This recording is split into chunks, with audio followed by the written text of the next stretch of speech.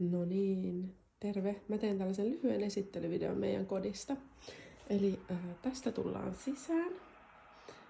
Eteinen on hyvin pieni. Tähänkin saisi keksiä jotain uudelleenjärjestelyä, että kaikki mahtuu. Tästä mennään mun tyttären huoneeseen. Tää on pieni, mutta riittävä hänelle. Sitten tässä on talon ainut vessa, mikä tuottaa usein vähän haasteita. Ja mä oon sen takia esimerkiksi teipannut noi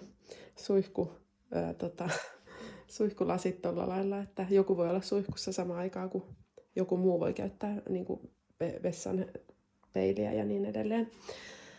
Tässä on meidän murheen kryyni, eli sauna, jota kukaan ei käytä. Me varastoidaan täällä kausitavaroita ja sellaista, mitä kuitenkin halutaan pitää lähellä. Sitten tässä on keittiö ja ruokailutila. Ja täällä takana on kodinhoitohuone, joka on meillä tosi paljon käytössä. Ja mä tiedän, että joissakin näissä asunnoissa on niin, että tässä on ovi.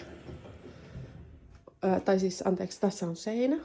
Ja sen sijaan käynti on tästä. Ja että tässä on sitten niin kuin vessa kodinhoitohuoneen yhteydessä. Ja sellaista asuntoa me oikeastaan etittiin, mutta tämä alue on niin kuumaa kamaa, eli tänne ei tule asuntoja myyntiin kauhean usein. Sitten täällä on pojanmakuuhuone,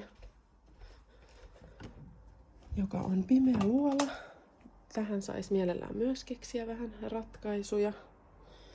Ehkä enemmän tällaisia sisustuksellisia.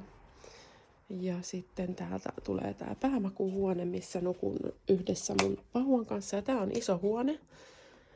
Eli periaatteessa tänne ehkä voisi keksiäkin jotain uutta.